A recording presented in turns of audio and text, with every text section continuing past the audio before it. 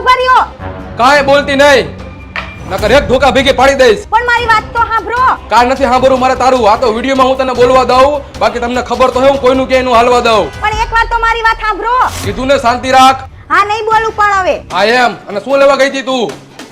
કમર અને પગ દુખતા હતા એટલે દવા લેવા ગઈ હતી. કા નવરાત્રીમાં તો 9 દી બહુ ઠેકડા માર્યા. ગલગોટો મેં ઝૂકવીને લીધો, ઢીંચા ઢીંચા ઢીંચાકતા હતા.